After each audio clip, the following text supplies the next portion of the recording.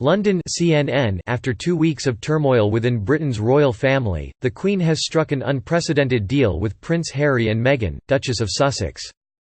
Coming after a series of crunch talks over the pair's bombshell announcement that they wanted to scale back their royal duties, the agreement ensures that they will not represent the Queen as working members of the royal family, and will drop their HRH titles.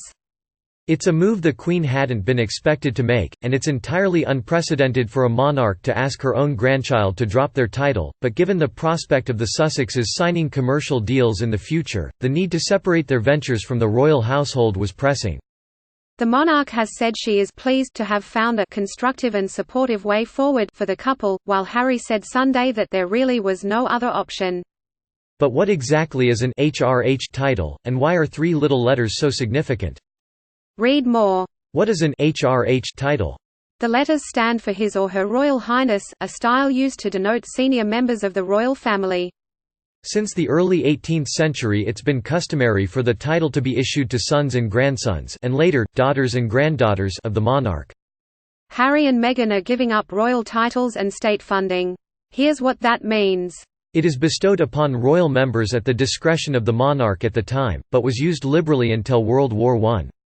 Then, in 1917, George V restricted how many minor royals were getting the title, at a time when there was public suspicion about the German origins of the House of Windsor, speedily renamed that year from the House of Saxe-Coburg and Gotha. Queen Elizabeth II has loosened those guidelines, giving HRH status to a number of senior royals. What's happened to Harry and Meghan's titles? Meghan received the title Her Royal Highness the Duchess of Sussex upon her marriage to Prince Harry in May 2018. Harry's full title was His Royal Highness the Duke of Sussex, Earl of Dumbarton and Baron Kilkeel. But the couple will no longer use the His and Her Royal Highness part of their titles after the agreement they reached with the Queen. Instead, they've agreed to be known as Harry, Duke of Sussex and Meghan, Duchess of Sussex. In a subtle but important distinction, that doesn't mean the titles have been taken away, it just means they won't use them or refer to themselves as HRH, since they won't be representing the Queen in the future. Prince Harry is still Prince Harry, and the pair are still the Duke and Duchess of Sussex. The change will come in effect from spring 2020, a royal source told CNN. Who has the title, and who doesn't? Today, children and grandchildren of the monarch traditionally get the HRH title, though it was historically withheld from granddaughters. The title doesn't stretch out to all the minor royals, but does include family members like the Queen's cousin Prince Michael of Kent, who is 48th in line to the throne. Not everyone has accepted the offer of an HRH. Princess Anne, the Queen's daughter, declined the title for her own children, Peter and Zara. That's in contrast to Prince Andrew, who allowed his daughters, Beatrice and Eugenie, to carry it. Princess Eugenie of York Centre and Princess Beatrice of York Right at Royal Ascot in 2017. Both have HRH titles. It's more complicated when it comes to those who marry into the royal family, like Catherine, Duchess of Cambridge and Meghan, Duchess of Sussex. Both were awarded the title by the Queen after they married Princes William and Harry, respectively. But those who marry royals who aren't as high in the line of succession may miss out. Jack Brooksbank, for instance, did not get the title when he married Eugenie, even though she is an HRH. Has anyone else lost it? Yes. After her divorce from Prince Charles, Harry's mother, Diana, had her HRH taken away. Instead, she was given the courtesy title of Diana, Princess of Wales. Similarly, Sarah Ferguson, the Duchess of York, was also stripped of her HRH following her divorce from Prince Andrew. Again, the situation is different for Harry and Meghan, they're still royals but they won't be able to use their titles in the future.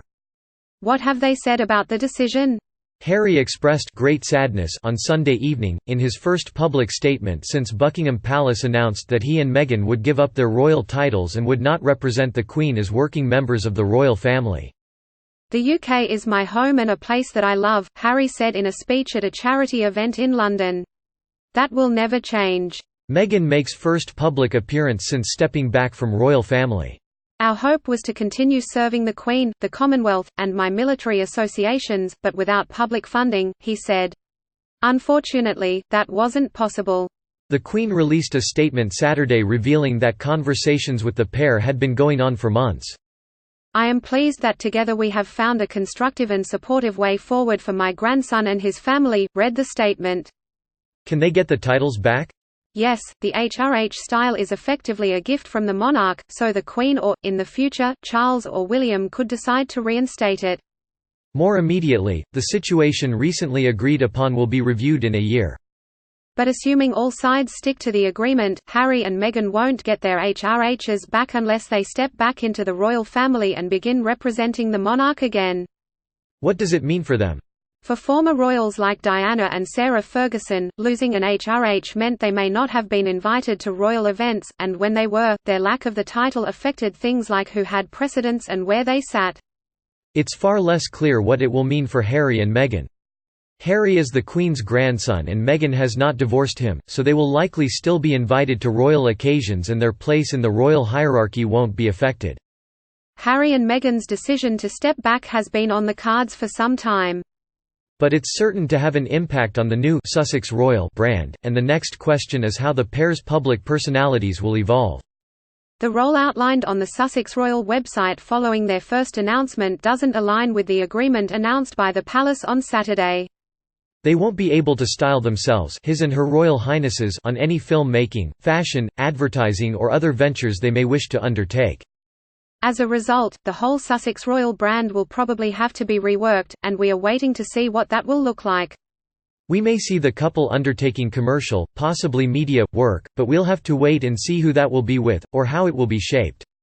We do know the couple haven't signed any commercial deals yet.